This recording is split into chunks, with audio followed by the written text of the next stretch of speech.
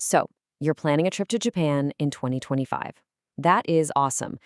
But, and this is a big but, things have changed a lot.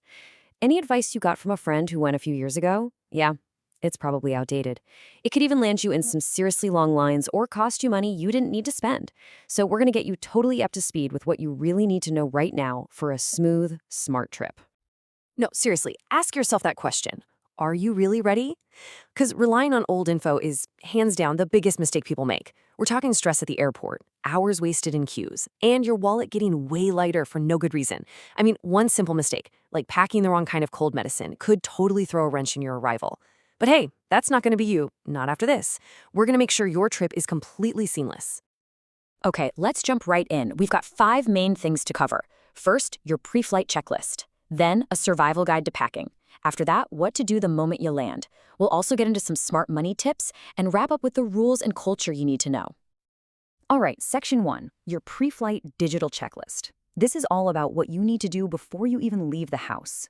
Honestly, a successful trip to Japan these days starts on your phone way before you get to the airport. Getting this digital stuff sorted out is absolutely non-negotiable if you want a chill arrival. Okay, first things first, visit Japan Web. This is a huge one. It's the official government website, and I really have to stress that it's a website, not an app. There are a ton of fake apps out there trying to scam people. More than 80% of travelers use this now to fill out their forms ahead of time. It spits out these QR codes for immigration and customs that can seriously speed things up, like cut your wait time by almost a third. The absolute pro tip here, screenshot those QR codes. Do not rely on airport Wi-Fi. It can be super spotty. Next up, how are you going to stay connected? You're going to need internet for maps, for translating stuff. It's essential. You've basically got 2 main choices, an eSIM or a pocket Wi-Fi. Look, if you're traveling by yourself, an eSIM is a no-brainer. You scan a code and boom, you're online. Super easy. But if you're with family or a group of friends, a pocket Wi-Fi is probably the way to go. It's just one rental fee and it connects multiple devices. So yeah, it really just depends. Are you rolling solo or with your crew? All right, let's get into packing. And I'm calling this a survival guide for a reason. Because packing for Japan, it's not about looking good for photos. It's about pure survival and being able to move. I am not exaggerating.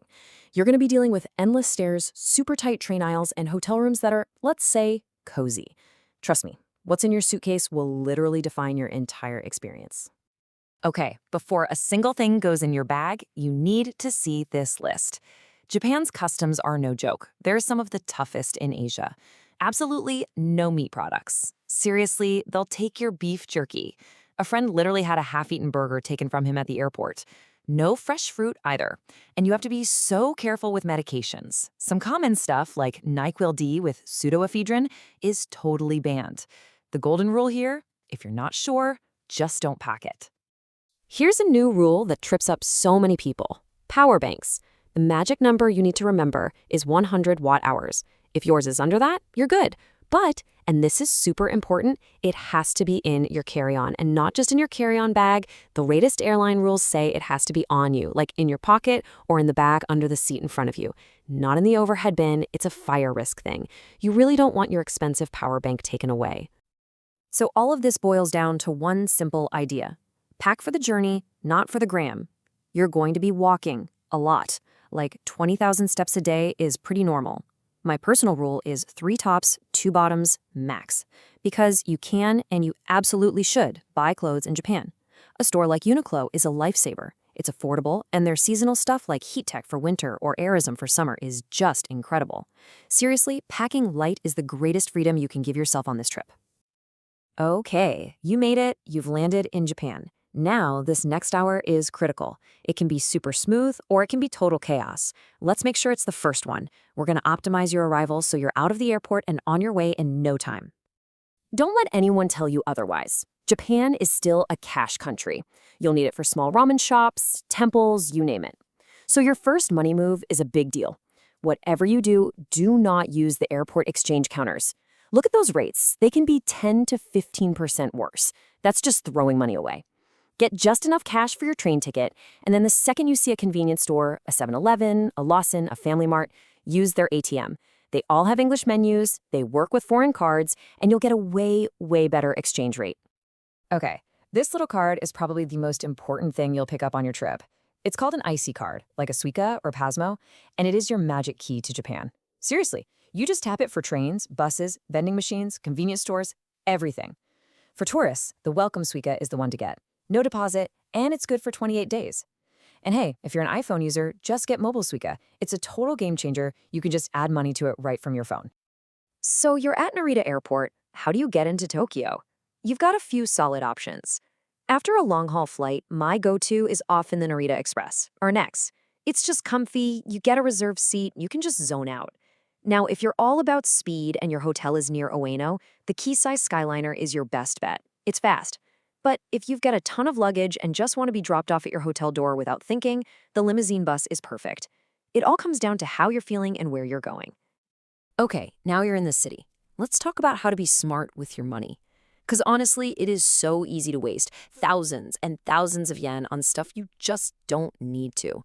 We're going to stop that from happening. So here they are, the top 3 ways tourists just burn through cash. And look at number 1, taking up the biggest slice, train passes that you don't actually need. Right behind that are those crazy expensive airport souvenirs, and of course, the classic tourist trap cafes and workshops. Let's tackle these one by one.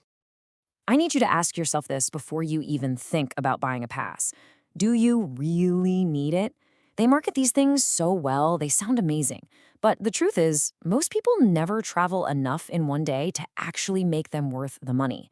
Here's the simple trick. Just use Google Maps. It'll tell you the cost of each trip. Add it up. You'll probably find that just using your regular IC card is way, way cheaper. Here's a great little insider tip for you. You want that epic photo of the Tokyo skyline, right? Well, you do not need to spend 3,000 yen at a place like the Skytree. Instead, head over to the Tokyo Metropolitan Government Building in Shinjuku.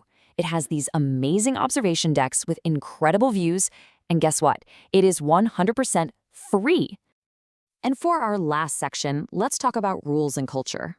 These are the little things, but they make a huge difference in having a great, respectful trip. This is the stuff that shows you get it. This is a big one. Do not tip ever. It's just not done in Japan, and it can actually create a really awkward situation where the staff might literally chase you down the street to give you your forgotten money back. Service is already baked into the price, and it's always excellent. The best way to show you're happy, a simple, genuine arigatou gozaimasu. That means thank you very much, and it's all you need. Okay, attention all shoppers, this is a really big heads up. Japan's tax-free shopping system is getting a complete makeover. So right now, you get that 10% tax taken off right at the register, but starting sometime in late 2026, they haven't given an exact date yet, that's going away. You'll have to pay the full price with tax and then go through a whole process to get a refund at the airport on your way out. So if you're planning a trip around then, you gotta be ready for this. This is one of those tips I wish someone had told me before my first trip. Japan is spotlessly clean, right? But what's funny is that a lot of public bathrooms, especially in parks or at train stations, won't have any soap or paper towels. It's just a thing. Locals know this, so they always carry their own little kit. So just copy them. Pack a small hand towel, some hand sanitizer, and tissues. You will thank me later, I promise. And really, that's what this is all about. This quote just nails it. The magic of Japan isn't about dropping a ton of cash. It's about being smart, about being prepared. When you get how things work, when you show respect for the culture, and when you pack for the actual journey you're about to have, well, that's when you unlock something really special, a deeper, more real, and just more amazing experience. So I guess the only question left is, now that you're ready, what are you going to discover?